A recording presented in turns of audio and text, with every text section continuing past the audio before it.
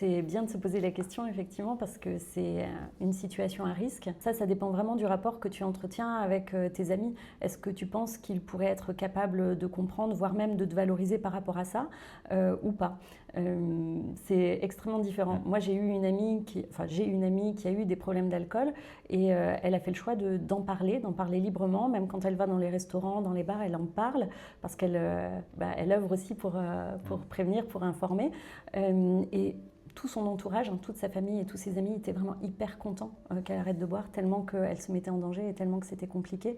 Donc normalement, si tes amis sont vraiment bienveillants, ils devraient être contents pour toi. Donc n'hésite pas, pourquoi pas, à les prévenir à l'avance pour qu'ils puissent s'adapter à ton besoin. Si tu as envie de pas du tout en parler, fais passer le message par quelqu'un en disant voilà, j'ai arrêté de boire, j'aimerais bien qu'on ne me propose pas d'alcool et qu'on ne m'en parle pas.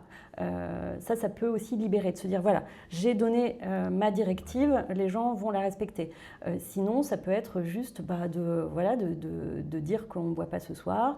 Il n'y a aucune obligation à se justifier. Tu peux simplement affirmer le fait que ce soir tu ne bois pas, ou tu peux utiliser aussi l'humour en disant voilà, j'ai mis mon foie en RTT, ou ah bah ouais, aujourd'hui j'essaie une nouveauté, je fais le dry January avant l'heure. Voilà, on peut aussi inventer des petites phrases qu'on prépare à l'avance, qui utilisent l'humour un peu pour esquiver les questions.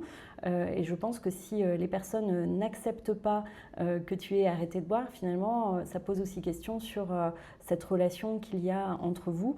Et souvent, en fait, c'est parce que ça les renvoie à leur propre consommation. Donc c'est quelque chose qui peut être assez violent pour eux ou elles, de se rendre compte que leur consommation aussi peut être problématique. Donc souvent, ce premier choc d'étonnement, surtout si on était habitué à boire beaucoup, il peut questionner la personne elle-même sur sa propre consommation. Et donc ça, c'est vraiment, ça appartient à l'autre, ça ne t'appartient pas à toi.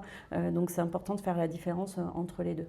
Et essaie de te rappeler de ton pourquoi. Pourquoi tu as arrêté de boire, pourquoi tu ne veux pas reboire à cette soirée. Vraiment, note-le sur ton téléphone, relis-le autant de fois que tu veux. J'aime bien cette idée aussi de s'écrire une lettre à son futur soi. Là, tu es aujourd'hui, tu sais pourquoi tu ne veux pas boire. Et bien peut-être que si tu t'écris un petit message dans ton téléphone au futur toi qui va être vacillant, qui ne va plus trop savoir, et ben ça va t'aider à te parler, à te donner la motivation, à te donner les raisons de pourquoi tu veux continuer à être abstinent. Et il peut ramener une petite boisson sans alcool s'il veut rester inclus et trinquer avec les gens, une petite bière sans alcool, un vin sans alcool, n'importe quoi. Il y a beaucoup de choix aujourd'hui.